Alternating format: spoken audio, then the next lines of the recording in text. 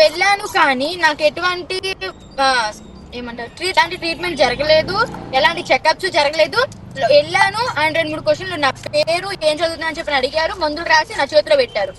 అది ఒక checkup. Checkup చేసినప్పుడు సర్టిఫికేట్స్ ఇస్తారు అంటే కదా. ఎటువంటి చెకప్ చేయకుండా అసలు నీ అంటే మానసిక చూపించమని పరిస్థితి ఎలా ఉంది కనుక్కోకుండా ప్రిస్క్రిప్షన్ రాసి టాబ్లెట్లు ఇచ్చారా? అవును అవును, ముమ్మాటికి నిజం ఇది. ఎందుకంటే చెకప్ చేస్తే చెకప్ ఉంటాయి కదా, స్కానర్లు స్కానింగ్ చేసిన అన్ని ఉంటాయి కదా. సర్టిఫికేట్స్ అన్ని ఉమ్.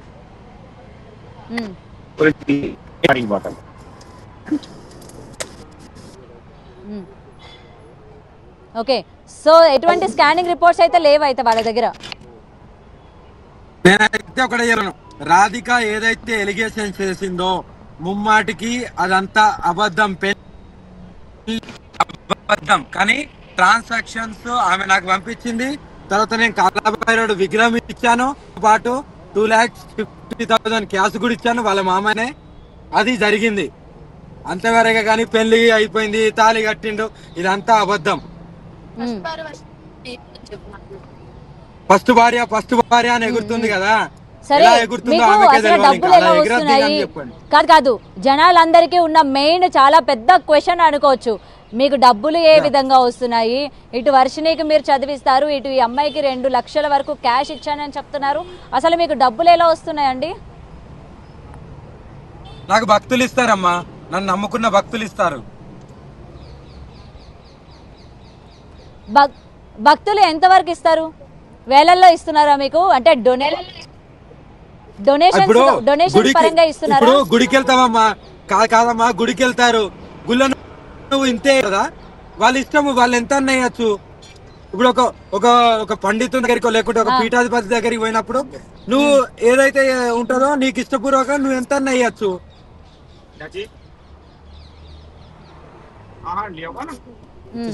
నేను ఇస్తే 100-116 తప్ప నేను ఇవ్వనండి నేనైతే. మరి మిమ్మల్ని అంటే నమ్మి జనాలు ఎంత ఇస్తున్నారు? ఇవాళ 2.5 లక్షలు అంటున్నారు, వర్షినికి 1,00,000. ఇంకొక క్వశ్చన్ కూడా 1,00,000 కట్టాను అన్నారు మీరు వర్షినికి ఫీజు. ఇవాళ వాళ్ళ అన్నయ్య 30,000 మాత్రమే కట్టాడని చెప్తూ ఉన్నారు. దానికి సంబంధించిన రిసిప్ట్ కూడా ఇంట్లో ఉందని చెప్తున్నాడు. కాలేజ్ ఫీజు మీరు 40,000 తిన్నాడా? 40,000 సాక్ష్యం ఏమే కదా, అడగండి ఆ విషయం.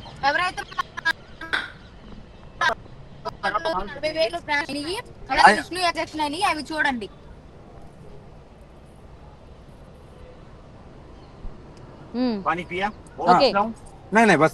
అఘోరి గారు, మీ పైన కేసులు కూడా నమోదవుతూ ఉన్నాయి. మీరు పూజలు చేస్తానని చెప్పి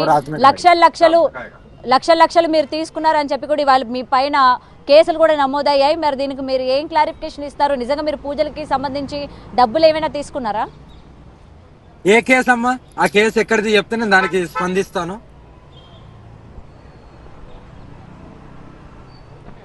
మోకిలా పోలీస్ స్టేషన్ లో నమోదైంది. మీరు ఒక బాధితురాల దగ్గర యోని పూజ చేయిస్తానని చెప్పి 1,00,000 రూపాయల వరకు మీరు తీసుకున్నారు. తర్వాత అక్కడి నుండి పరారయ్యారు అని అయితే కేసు నమోదైంది మీ పైన. ఇది మీ వరకు రాలేదా? అమ్మా, పరారైందని మొన్నటిదాకా హైదరాబాద్ నేనేమంటున్నా, ఆమె ఎవరైతే ఫిర్యాదు చేశారు ఆమె అకౌంట్లోకి వెళ్ళి నా అకౌంట్కి రాలే. బెంగళూరుకు చెందిన ఒక పెద్ద జడ్జి ఆయన అకౌంట్లోకి వెళ్ళి నా అకౌంట్లకు 10 లక్షలు వచ్చాయి. ఈమె మీడియేటర్ గా ఉంది, ఈమె 5 లక్షలు తిన్నది. ఎందుకు నువ్వు నా పేరు చెప్పుకొని 5 లక్షలు తీసుకున్నావని నేను తిట్టడం జరిగింది. ఆ తిట్టినందుకు ఈమె పోయి కంప్లైంట్ కేసు పెట్టేది ఉంటే ఎవరైతే నాకు 10 లక్షలు నా అకౌంట్లకు వాళ్ళు ఈమె అకౌంట్లోకి వెళ్ళి రాలేదుగా, ఈమె ఎలా పెట్టగలుగు? ఆ జడ్జిని పిలిపిమని నేను అడుగుతున్నా. మరి ఆ జడ్జి వచ్చి పెట్టాలి కదా కేసు. అంత డబ్బులు ఈమె 5 లక్షలు కమిషన్ తీసుకున్నది, నాకు వద్దని చెప్పిన. కానీ వేసిన తర్వాత ఇక కంపల్సరీ ఆయన కూడా అన్నాడు, చేసి పెట్టండి అమ్మా, ఒక పూజ చేసి పెట్టండి అంటే చేశాను. ఉజ్జయినికి వచ్చారు, చేశాను. ఉజ్జయిన్ నుండి మళ్ళీ వాళ్ళు క్యాబ్ బుక్ చేసుకొని వచ్చారు. వినీత ఉన్న ఆ జడ్జి గారు ఇద్దరు కలిసి డైరెక్ట్ బెంగళూరులో ఫ్లైట్ లో వెళ్ళిపోయారు. పూజ చేసింది వినీత కాదు, పూజ చేసింది వినీత కాదు, జడ్జి గారికి పూజ చేశారు. మంత్రిక పూజలు చేస్తారా, తాంత్రిక పూజలు చేస్తారా, వశీకరణ పూజలు చేస్తారా? ఇంత పెద్ద మొత్తంలో డబ్బులు తీసుకుంటున్నారు కదా. వాళ్ళు ఇచ్చి వాళ్ళు ఇస్తారమ్మా. నేనేమి ఇక్కడ నాకు ఇంత కావాలి అంత కావాలని అడగా. ఇంకా ఎవరు నన్ను నిరూపించండి మరి. వాళ్ళు వేసింది కదా జడ్జి గారు, ఈమె ఎలా కేసు పెట్టింది నేను అడుగుతున్నా కదా. నువ్వు ఎలా వేసింది జడ్జి గారు కదా, ఆ జడ్జి గారు వచ్చి చెప్పాలి కదా మరి జడ్జి గారు వేయాలి. నీ అకౌంట్ లోకి వెళ్ళి రాలే, నువ్వు నాకు ఇయ్యలేదు కదా. నువ్వే జడ్జి గారికి నా పేరు చెప్పుకొని ఒక 5 లక్షలు తీసుకున్నావు. నీకు 1,50,000 దాకా పెట్స్ కున్నా డాగ్స్ కున్నా నీకు రెంట్ లేవన్నప్పుడు 30,000 వేసింది నేనే కదా. ఈ 10 లక్షలు వేయనప్పుడు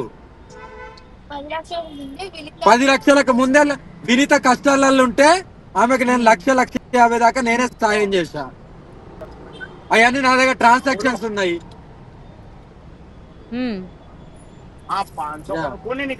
ఓకే, వాటికి సంబంధించిన అన్ని ట్రాన్సాక్షన్స్ మీ దగ్గర ఉన్నాయా? 100% ఉన్నాయమ్మా. ట్రాన్సాక్షన్స్ కాబట్టి 100% ఉన్నాయి నా దగ్గర. ఇది ఎప్పుడైతే ఇది పూజ కాకముందే నేను 1,50,000 ఓకే, మధ్యలోని కమిషన్ తీసుకున్నప్పుడు ఈ రోజు కేవలం మీరు డబ్బులు తీసుకొని పారిపోయారు అని చెప్పి కేసు ఫైల్ చేయాల్సిన అవసరం ఏమొచ్చింది? మీకు ఆమెకి ఏమైనా గొడవలు జరిగినాయా డబ్బుల విషయంలోని? నేను జడ్జి గారి దగ్గరికి వెళ్ళి నా పేరు చెప్పుకొని 5 లక్షలు తీసుకుందా కదా తల్లి. అప్పుడు నేనే హెచ్చరించాను, ఎలా తీసుకుంటావు నా పేరు చెప్పి, అది తప్పుగా అని నేను తిట్టడం జరిగింది. అలా తిట్టడం జరిగింది. దాని మీదకెళ్ళి బేస్ చేసుకొని కేసు వేసింది. కానీ ఆ కేసు ముమ్మాటికి లాయర్ గారు ఆ జడ్జి గారు వేస్తేనే చెల్లుతుంది. ఈమె అకౌంట్లోకి వెళ్ళి రాలేదు, ఈమె వేయలేదు. ఈమెకు 5 లక్షలు వేసినట్టు జడ్జి గారు వేసినట్టు నా దగ్గర ఆధారాలు కూడా ఉన్నాయి. ఈమె అకౌంట్ డీటెయిల్స్ తీస్తే తెలుస్తుంది. ఓకే, మరి మీరు ఆధారాలు అన్నవి ఎప్పుడు బయట పెడతారు ఏంటి అసలు? పెడతానమ్మా నేను కంపల్సరీ. నేను తల్లి నిరూపిస్తున్నాను. ఇప్పుడు నేను కొన్ని జ్యోతిర్లింగాల దగ్గరికి వెళ్తున్నాను కాబట్టి ఇది అయిపోయిన తర్వాత నేను దేనికైనా కూడా ఈ మధ్య కాలంలో అన్నిటికీ సమాధానం వస్తా, అన్నినే క్లియర్ చేస్తాను నేను అందరికి ఎవ్రీథింగ్. ఇప్పుడు ఈ రాధికది పెళ్లి దాంట్లో ఆమెనే ఏదైతే ప్రూఫ్లు ఉన్నాయో ఆ ప్రూఫ్లు పెట్టాల్సి వస్తుంది. నేను ఇచ్చిన డబ్బులకు కూడా మీరు జవాబు ఇవ్వాలి. నేను హ్యాండ్ క్యాష్ ఇచ్చాను కదా, వాటికి జవాబు ఇవ్వాలి. మీకు కాలభైరవ విగ్రహం ఇచ్చాను, ఎందుకు ఊరికే ఇయ్యలేగా, మీరు చేపిమన్నారు చేపించాను.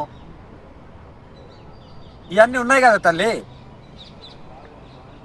అంటే ఏంటి, ఆ కాళీమాత విగ్రహానికి ఏమైనా మంత్రాలతో పూజ చేసి ఇందులోని నేను ఉంటాను నన్ను చూసుకో అని చెప్పి మీరు ప్రేమగా ఆమెకి ఇచ్చేసి దూరం అయ్యారు అని అయితే చెప్తూ ఉన్నారు, నిజమేనా? గుడి కట్టించుకుంటున్నారమ్మా. కాలభైరవ విగ్రహాన్ని గుడి కట్టించుకుంటా అన్నారు. అందులోనే నన్ను చూసుకోమని నేనేలా అంటాను? కాలభైరవ విగ్రహం ఇచ్చి వాళ్ళు గుడి కట్టించుకున్నారు. చేపియండి చెప్పేటోళ్ళు వంద చెప్తారు తల్లి. కాదు, కాలభైరవంలో నన్ను చూసుకునే అంత నేను అంటాను అమ్మా. భగవంతుల్లో నన్ను ఎలా చూసుకోమంటాను?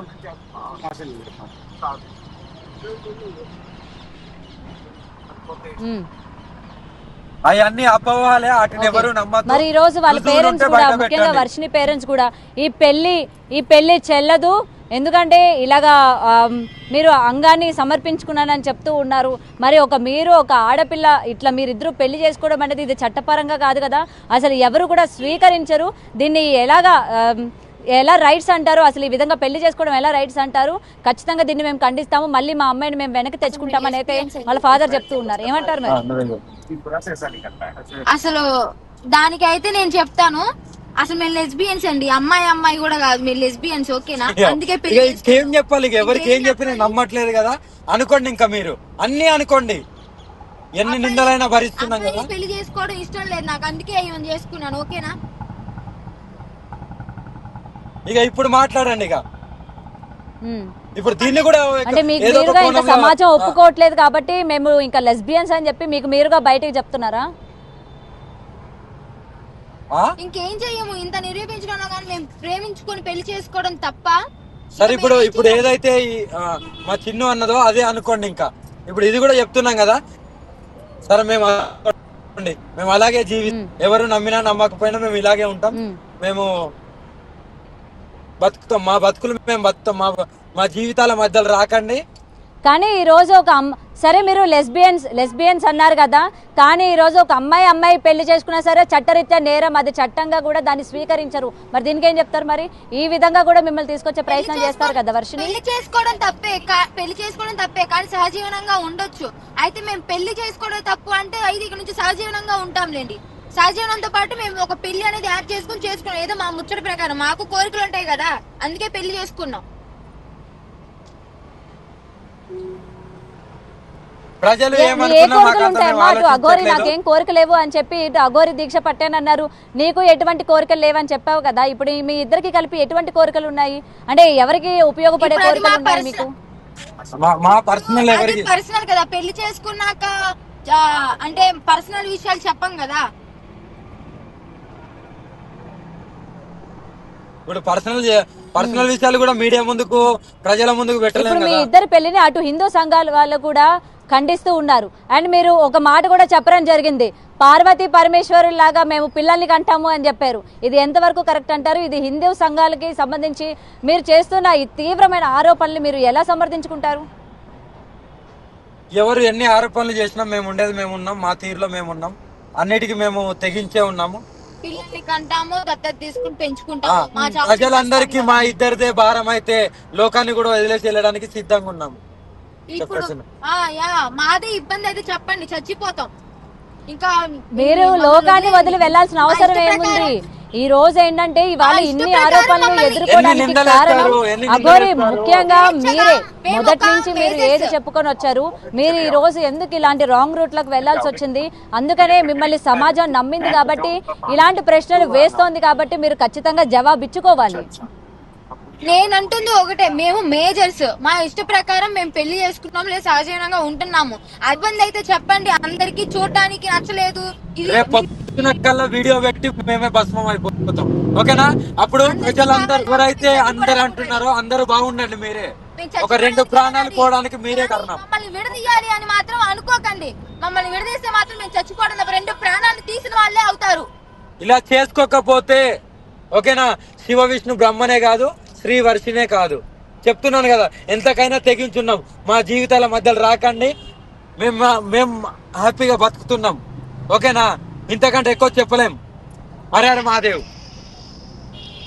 ఇప్పుడు ఇంత కఠినమైన నిర్ణయం తీసుకోవాల్సిన అవసరం లేదు. ఎందుకంటే ఇవాళ మీ పైన చాలా వరకు ఆరోపణలు వస్తున్నాయి కాబట్టి దాన్ని మీరు సమర్థించుకోవాలి. మీ దగ్గర ప్రూఫ్స్ ఏమైనా ఉంటే మీరు బయట పెట్టాలి. ఎందుకంటే చాలా మంది జనాలు మీరు దేవతని నమ్ముతున్నారు కదా. మన బిగ్ టీవీలో నా ట్రాన్సాక్షన్ నేను అక్కడ ఎవరైతే మోకిలలో కంప్లైంట్ చేశారో వాళ్ళకు పెడుతున్నాను. అక్కడ ఆమెకు ఈమె ట్రాన్సాక్ట్ చేసిన వీళ్ళకు పెడుతున్నాను. ఈమెకైతే ఎవరైతే రాధిక ఉందో ఆమెకు హ్యాండ్ క్యాష్ ఇచ్చాను 2 lakhs. నేను కంపల్సరీ చెప్తున్నా కదా, నేను ఈ ట్రాన్సాక్షన్ బయట పెడుతున్నాను. కానీ ఎన్ని నిందలమ్మా, ఒకదాని వెనుకొకటి. ఇంకోసారి రాధికకి చెప్తున్నా, పెళ్లి అని ముందుకు రాకు.